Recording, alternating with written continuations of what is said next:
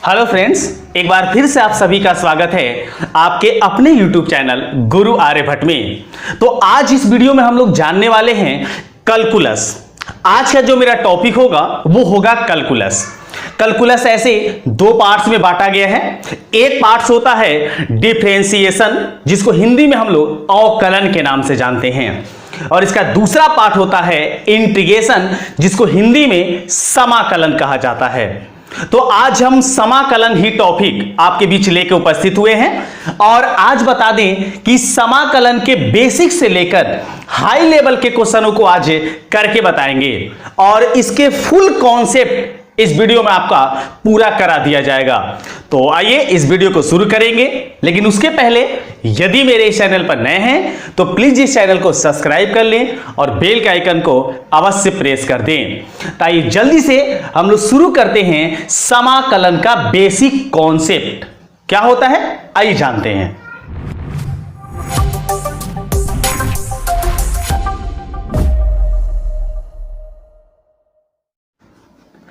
Calculus के पहले part में क्या करना होता है, पहले उसके कॉन्सेप्ट को समझ लेते हैं। तो जानिए कि कैलकुलस जो होता है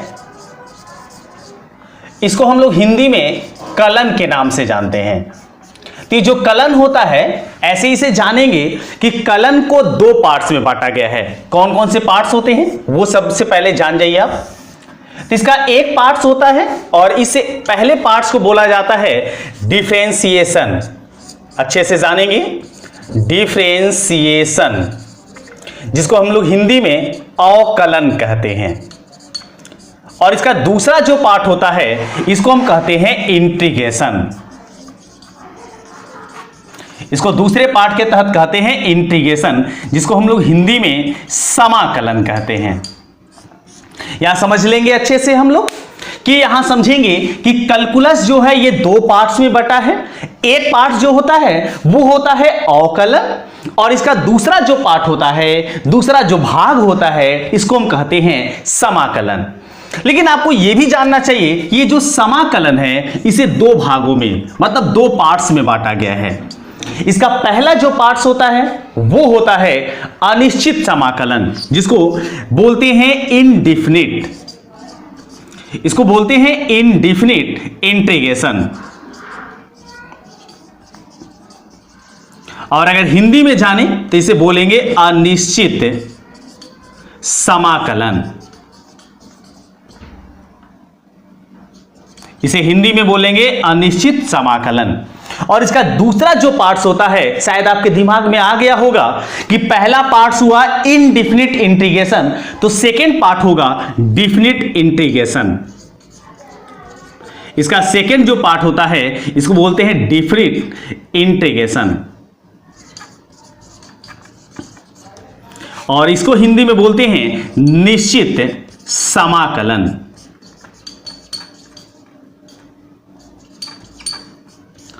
इस कॉन्सेप्ट को पूरे तरीके से समझ जाएंगे।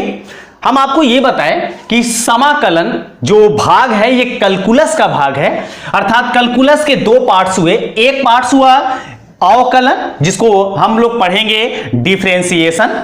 सेकेंड पार्ट होता है समाकलन। समाकलन को हम लोग पढ़ेंगे इंटीग्रेशन। इंटीग्रेशन जो होता है ये दो भाग में बटा हुआ है। एक होता है इनडेफिनिट इंटीग्रेशन, जिसको हम लोग अनिश्चित समाकलन के नाम से भी जानते हैं, और इसका दूसरा पार्ट होता है डेफिनिट इंटीग्रेशन, जिसको हम लोग निश्चित समाकलन के नाम से भी जानते हैं। तो ये कैलकुलस के पार्ट्स हैं। इसके बारे में हम आपको एक एक करके बताते हैं कि अनिश्चित समाकलन को कैसे बनाए जाते हैं, और निश्चित समाकलन के प्रारूप किस प्रकार से दिखाए जाते हैं, क्या होते हैं। तो इसको एक बार जल्दी से आप लोग स्क्रीनशॉट करके इसे अपने कॉपी पर नोट कर लेंगे तो आप लोग के लिए काफी बेहतर होगा। जल्दी से स्क्रीनशॉट लीजिए और इसे नोट कीजिए। हम लोग बढ़ेंगे आगे, आपको बताने वाले इनडेफिनिट इंटीग्रेशन और उसके बाद डेफिनिट इंटीग्रेशन के बारे में। तो जल्दी से इसे स्क्रीनशॉट ले लेंगे एक बार।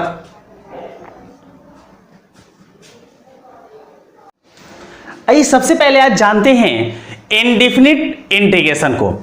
इनडेफिनिट इंटीग्रेशन, जिसको हिंदी में हम लोग अनिश्चित समाकलन के नाम से जानते हैं।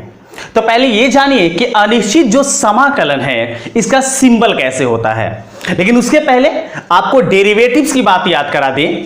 तो डेरिवेटिव जब सिंबल दिए जाते थे तो आपको याद था कि डेरिवेटिव्स का रूप लिखा जाता था d/dx ऑफ fx। अर्थात इसको हम लोग ऐसे पढ़ते थे कि fx का अगर x के सापेक्ष अवकलन करना है, x के सापेक्ष अगर डेरिवेटिव्स करना है तो उसको लिखेंगे d/dx। तो उसी तरीके से अगर आपके पास कोई fx एक फंक्शन है और इस फंक्शन का with respect to t derivatives करना है तो इसको हम लिखते थे d/dt। ये कॉन्सेप्ट हम पूरा आपको समझा चुके हैं पीछे। अब आइए जानते हैं कि अगर आपके सामने निश्चित या अनिश्चित समाकलन हो उसका सिंबल कैसे दिया जाता है। पहले अनिश्चित का समझते हैं, इसके बाद आपको हम निश्चित समाकलन के पास भी ले चलेंगे। तो अगर इस सिंबल को देखें, इस सिंबल को समझने का प्रयास करें, तो अनिश्चित समाकलन हो या समाकलन निश्चित हो उसका सिंबल होता है कुछ इस तरीके के इंटीग्रेशन के रूप में, इस प्रकार। ऐसे इस सिंबल को हम लोग इंटीग्रेशन के नाम से जानते हैं। और किसी फलन का, जैसे fx अगर मेरे पास कोई फंक्शन है, इस फंक्शन का अगर इंटीग्रेशन करना है, अब ये इंटीग्रेशन किसके सापेक्ष करना है ये पॉइंट पर ध्यान देने की आवश्यकता होती है।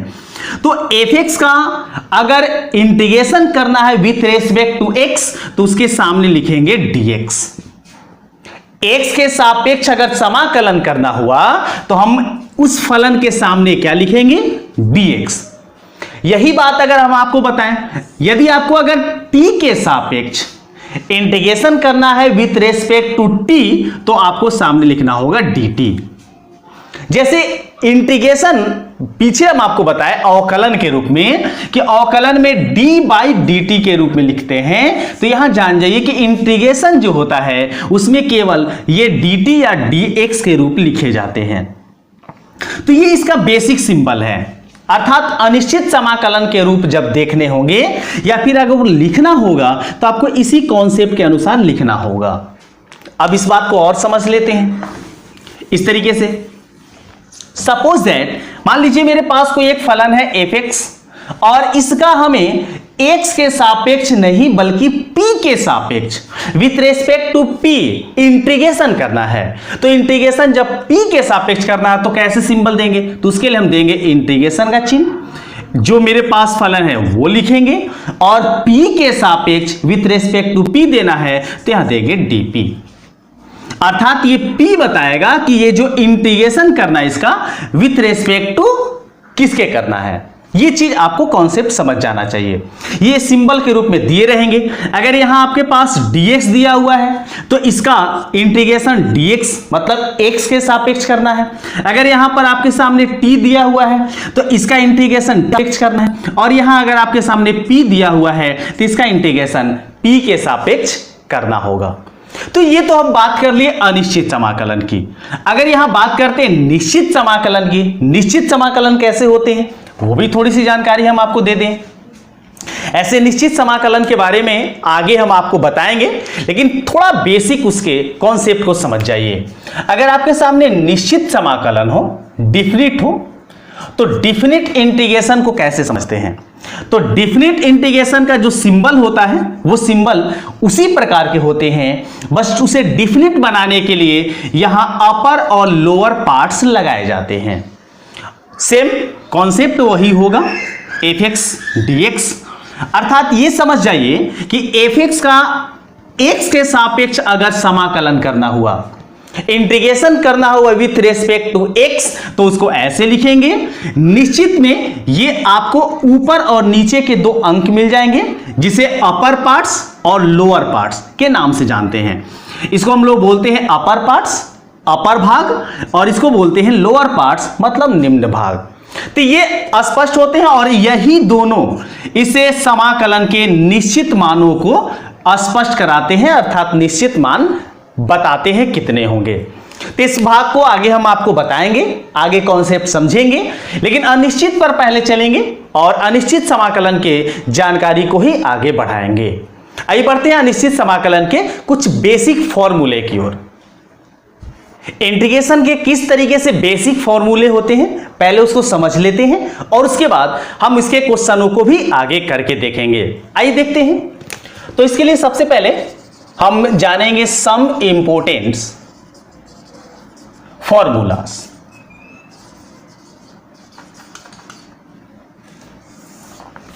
अब सम इंपॉर्टेंट फॉर्मूला को कैसे जानेंगे, तो यहां फॉर्मूला हम आपको आज बताने वाले हैं इंटीग्रेशन से रिलेटिव। इस बात को समझ जाइए। हम आपको बताएं सबसे पहले डिफरेंशिएशन और उसके बाद आज जानना आपको इंटीग्रेशन। तो ऐसे बेसिक कॉन्सेप्ट इसके ये होते हैं कि डिफरेंशिएशन के जो अपोजिट होंगे अर्थात अवकलन के विलोम को उल्टा को हम लोग समाकलन या इंटीग्रेशन के नाम से जानते हैं। अच्छे से याद रखें इस बात को कि अवकलन डिफरेंशिएशन के अपोजिट जो अपोजिट पार्ट्स होते हैं वही अपोजिट पार्ट्स कहलाते हैं क्या, इंटीग्रेशन कहलाते हैं। अब सिंपल इस कॉन्सेप्ट को ऐसे समझिए, जैसे ट्रिगोनोमेट्रिकल फंक्शन में हम आपको ट्रिगो में बताए और ट्रिगो में जाने थे कि डी बाई डी एक्स होता है साइन एक्स, साइन एक्स का डेरिवेटिव्स जो होता है वो होता है कॉस एक्स। ये कॉन्सेप्ट आपको पीछे अच्छे से पता है। आज आपको ये बताएंगे कि यदि cos x का अगर आप इंटीग्रेशन करते हैं तो जैसे sin x का डेरिवेटिव्स cos x हुआ तो cos x का इंटीग्रेशन क्या होगा, तो होगा sin x। अच्छे से याद रखेंगे, sin x का अगर डेरिवेटिव्स cos x हुआ तो cos x का इंटीग्रेशन क्या होगा, sin x। तो इस तरीके से आप समझिए कि जो आपके पास अवकलन है, डिफरेंशिएशन है, उसके अपोजिट पार्ट्स जो होते हैं वो क्या कहे जाते हैं, वो इंटीग्रेशन कहे जाते हैं। तो आज हम इसी कॉन्सेप्ट से आपको आगे बढ़ाने वाले हैं। पहले हम आपको डिफरेंशिएशन के फॉर्मूले को याद करवा लेंगे और उसके बाद उसके बगल में उसके इंटीग्रेशन पार्ट्स को भी कर लेंगे। एक और चीज समझ जाइए, जब आप पे इंटीग्रेशन बनाते हैं, इंटीग्रेशन अनिश्चित होता है, इंडेफिनिट होता है, तो इसे इंटीग्रेशन पार्ट्स में एक कांस्टेंट के रूप में लगाई जाती है ताकि यह पता चल सके कि यह अनिश्चित है या निश्चित है। क्योंकि निश्चित जब होता है, डिफिनिट होता है, तो डिफिनिट में इसका वैल्यू पुट किया जाता है, जबकि अनिश्चित होता है, इनडिफिनिट होता है, तो इसमें इसका वैल्यू पुट नहीं किया जाता है। तो ये जानते हैं इसके बेसिक फॉर्मूले को, और बेसिक फॉर्मूला कैसे जानते हैं ये समझते हैं। तो बेसिक फॉर्मूले में हम क्या करेंगे, आपको दो पार्ट्स में आज हम फॉर्मूला बताएंगे आपको एक अलग अंदाज में, एक अलग कॉन्सेप्ट से। पहले आपको बता दें कि हम आपको पहले फॉर्मूले के रूप में समझाने के लिए ट्रिगोनोमेट्रिकल फॉर्मूला बताने वाले हैं। ट्रिगोनोमेट्रिकल जो फंक्शन होते हैं उसे के फॉर्मूले को, कॉन्सेप्ट को समझिए। इस तरफ हम आपको बताने वाले हैं उसका डिफरेंशिएशन अर्थात अवकलन, और इस तरफ उसका हम लोग जानने वाले हैं इंटीग्रेशन अर्थात समाकलन। तो ये दो पार्ट्स अच्छे से समझेंगे, ध्यान से समझेंगे। जैसे अगर याद है तो आप याद करिए, सबसे पहले चीज बताया था गया था आपको कि derivatives D by D x of sine x का जो होता है वो होता है कॉस एक्स। जब इंटीग्रेशन में जानेंगे तो इसमें पहले फर्स्ट नंबर में जानेंगे कि इंटीग्रेशन होता है कॉस एक्स का, जैसे देख सकते हैं sin x का cos x हुआ तो cos x का इंटीग्रेशन बनेगा और वो बनेगा sin x, और इसमें एक कांस्टेंट अवश्य लगाएंगे क्योंकि कांस्टेंट ही बताएगा कि वो डिफिनिट है या इनडिफिनिट।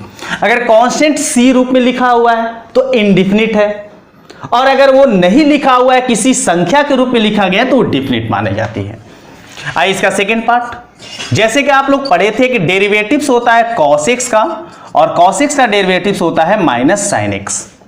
तो इंटीग्रेशन जानेंगे, इसका इंटीग्रेशन क्या होता है, इंटीग्रेशन जाने तो इंटीग्रेशन साइन x का हो जाता है और ये होता है माइनस cos x प्लस सी। साइन x का करेंगे तो ये cos x होगा और माइनस जो है हम इसको RHS में भेज दिए।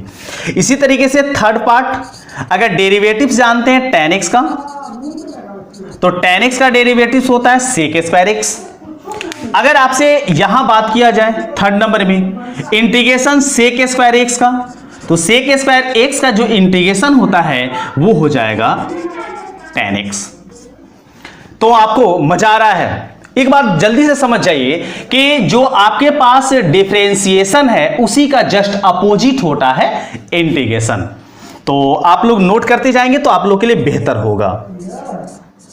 फोर्थ नंबर, डेरिवेटिव्स जैसे हम लोग जाने थे cot x का, और cot x का जाने थे माइनस cosec स्क्वायर x। तो यहां जानेंगे इंटीग्रेशन पार्ट्स में कि इंटीग्रेशन जो होता है cosec स्क्वायर x का ये होता है माइनस cot x और प्लस c। सेम इसी प्रोसेस है।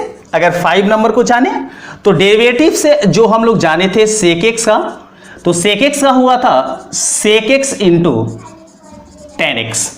तो यहां जानेंगे, यहां आप अगले पार्ट्स में हम लोग ये जानेंगे कि sec x into tan x,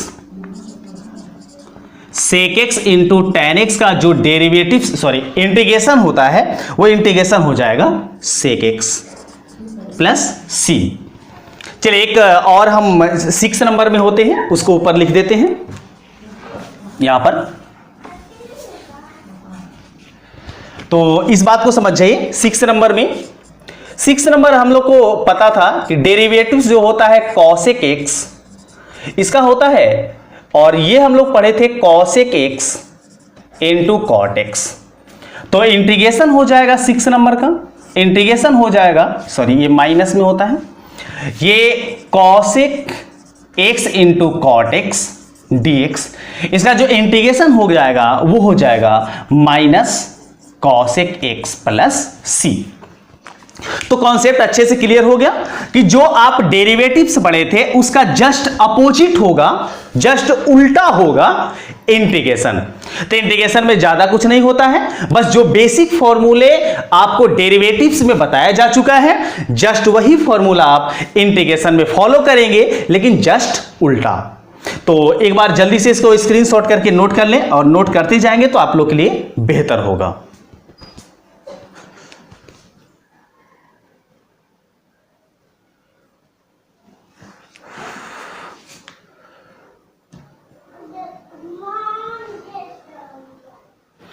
integration का ये जानते हैं सेकेंड पार्ट, बेसिक फॉर्मूले का जो सेकेंड पार्ट है वो कुछ इस प्रकार से होता है। और ऐसे तो आप ये समझ गए हैं कि इंटीग्रेशन जो होता है डिफरेंशिएशन का जस्ट अपोजिट होता है। तो डायरेक्ट उसके फॉर्मूले पर हम लोग अपना ध्यान देंगे। इसके पार्ट 2 का जो पहला फॉर्मूला है वो है integration x to the power n का विथ रेस्पेक्ट टू x। अगर इसका हमें इंटीग्रेशन करना हुआ तो इसका इंटीग्रेशन कैसे होगा ये समझिए। तो इसका इंटीग्रेशन होगा x to the power n plus 1 by n plus 1 plus c। अर्थात इसका इंटीग्रेशन कुछ इस प्रकार से करेंगे। इसका डेरिवेटिव्स कुछ अलग टाइप से करते थे, लेकिन जस्ट उसका अपोजिट करना है, इसलिए आपको ऐसे करना होगा। जैसे हम क्वेश्चन लेंगे आपको ये सारे कॉन्सेप्ट आपको क्लियर कराते जाएंगे। यदि इंटीग्रेशन करना हुआ x का, तो इंटीग्रेशन ऐसे डेरिवेटिव्स x का 1 होता था, लेकिन जान जाइए कि x का अगर आपको इंटीग्रेशन करना हुआ तो ये इसी सेम प्रोसेस पर ये हो जाएगा x का पावर, जैसे n है तो n प्लस 1, तो यहां कुछ नहीं तो 1 माना जाएगा, तो 1 प्लस 1 क्या होगा 2, और इसके बटा में लिखेंगे n प्लस 1 मतलब 1 प्लस 1 अर्थात 2। मतलब डायरेक्टली हम आपको बता दिए कि x का इंटीग्रेशन क्या होगा, तो वो होगा x square by 2 plus c। Third number जान जाते हैं। थर्ड नंबर में जानिए कि यदि किसी कांस्टेंट का अगर इंटीग्रेशन करना हुआ, किसी कांस्टेंट का डेरिवेटिव जो होता है वो 0 होता है, लेकिन किसी कांस्टेंट का इंटीग्रेशन जो होता है वो 0 नहीं होता है। अगर c का इंटीग्रेशन करना हुआ तो होगा cx, और यहां पर कोई कांस्टेंट लगा देंगे। याद रहे कि कांस्टेंट ये जो है ये c भी हो सकता है या किसी अन्य कांस्टेंट को भी हम लिख सकते हैं, वो आपके मेथड पर निर्भर होता है। चलिए फोर्थ नंबर में जानिए, फोर्थ नंबर इंटीग्रेशन के टर्म कैसे हैं। तो यदि इंटीग्रेशन जाना चाहे 1 बाई एक्स का, तो 1 बाई एक्स का इंटीग्रेशन होता है वो होता है log x plus c, log x plus c। ये भी याद रखें कि log x का हमारा डेरिवेटिव्स हुआ था 1 बाई एक्स, तो 1/x का होगा इंटीग्रेशन log x। एक और इसमें हम आपको केवल बता देते हैं 5 नंबर रूट x का अगर डेरिवेटिव विथ रूट x का इंटीग्रेशन पूछा जाए तो ये होता है 2/3 x to the power 3/2 plus c। अब ये कैसे होते हैं ये आपको हम जब क्वेश्चन बनाएंगे तो आपको अच्छे से समझा पाएंगे ये कैसे होते हैं, लेकिन सबसे पहले स्क्रीनशॉट लेके इस फॉर्मूले को भी आप नोट कर लें। आइए बढ़ेंगे कुछ बेसिक क्वेश्चन की ओर जो हमारे इस इंटीग्रेशन से रिलेटिव होंगे। कैसे क्वेश्चन किए जाते हैं वो समझते हैं। आइए इसके बाद जानेंगे इंटीग्रेशन के कुछ बेसिक क्वेश्चन जिससे आपको इंटीग्रेशन समझाने में और समझने में काफी आसानी हो। तो आइए जानते हैं इसका बेसिक क्वेश्चन और ये क्वेश्चन कैसे होते हैं, कैसे किए जाते हैं ये समझेंगे। आपको समाकलन करना है, पहले समझ जाइए बेसिक कॉन्सेप्ट को। सपोज दैट इंटीग्रेशन कुछ इस प्रकार से आपको फलन के रूप में दिए गए हैं और इसका आपको with respect to x integration करना है। तो इंटीग्रेशन कैसे करेंगे ध्यान से समझेंगे। तो इंटीग्रेशन का जो बेसिक कॉन्सेप्ट है वो डेरिवेटिव्स के जैसा ही है। उसके अलग अलग जो टर्म होते हैं उसके हम जो इंटीग्रेशन है वो कर लेते हैं। जैसे हमें सबसे पहले x स्क्वायर का इंटीग्रेशन करना होगा, तो अभी आपको बताया गया कि x to the power x का इंटीग्रेशन जो होता है वो होता है x का पावर n+1 बाई n+1। अब उसके अनुसार देखें तो यहां x है तो x का पावर 2 है तो n+1 लिखा गया तो यहां लिखेंगे 2+1 और नीचे लिखेंगे 2+1। उसी तरीके से अगर x का करना है तो अभी पीछे हम इसका बेसिक फॉर्मूला बताए थे, लेकिन इसको भी आप इसी फॉर्मूले के अनुसार लिख सकते हैं। जैसे n के जगह पर यहां पर कुछ नहीं, n के स्थान पर है 1 तो लिख सकते हैं x का पावर 1+1 बाई 1+1 और लास्ट में आप एक कांस्टेंट अवश्य लगा देंगे क्योंकि इंटीग्रेशन जो होता है अगर वो इनडिफिनिट है तो उसमें एक कांस्टेंट की आवश्यकता आपको पड़ती है। तो इस तरीके से कांस्टेंट भी आप लगा देंगे। अब इसे सॉल्व कीजिए तो ये आपका हो जाता है x³ 3 प्लस यहां हो जाता है x² + 2 और प्लस c। तो इस तरीके से किसी भी बेसिक क्वेश्चन का दम इजी वे में दम आसानी से हम इंटीग्रेशन कर सकते हैं। एक बात और भी समझा दें हम आपको कि यदि इस इंटीग्रेशन पार्ट्स का ये जो पार्ट्स है आपके पास इसका अगर आप डेरिवेटिव्स करेंगे तो डेरिवेटिव्स का मान यही आ जाएगा। इसको करके भी दिखा देते हैं हम आपको इसका डेरिवेटिव्स। तो मान लीजिए इसका आप डेरिवेटिव्स करते तो क्या होता देख लेते हैं। x³ plus x² 2 plus c इसका डेरिवेटिव्स करते तो क्या होता। जैसे इसका डेरिवेटिव्स करते तो 1/3 कांस्टेंट बाहर होता, x³ का करते तो क्या होता 3x²। उसी तरीके से ये 1/2 कांस्टेंट बाहर होता और x² का जब करते तो ये होता 2x और c का जो डेरिवेटिव्स होता है चूंकि कांस्टेंट है तो ये हो जाता 0। तो देखिए 3 से 3 कैंसिल हुआ, 2 से 2 कैंसिल हुआ तो बचा क्या तो x² प्लस x। तो ये देखिए टर्म आ गया आपके पास। तो इस तरीके से समझ जाइए, इस बेसिक कॉन्सेप्ट के वीडियो में आप समझ जाइए ये जो आपके पास है तो जब किसी भी फलन का इंटीग्रेशन करते हैं और इंटीग्रेशन का पुनः डेरिवेटिव्स करते हैं तो उसी क्वेश्चन के अनुसार उसी क्वेश्चन पर पहुंच जाते हैं।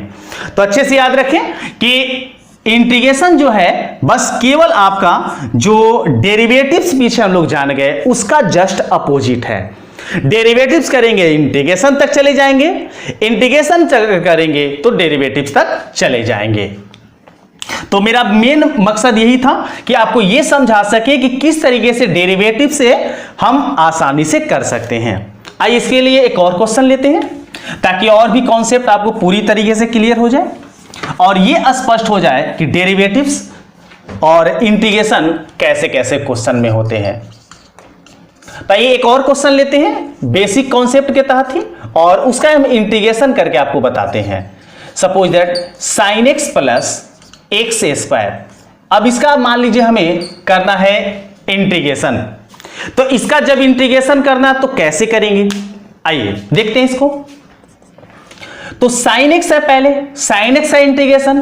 तो अब इसके लिए याद कीजिए sin x का इंटीग्रेशन का पार्ट्स अब आपको बताए थे पार्ट्स 1 में।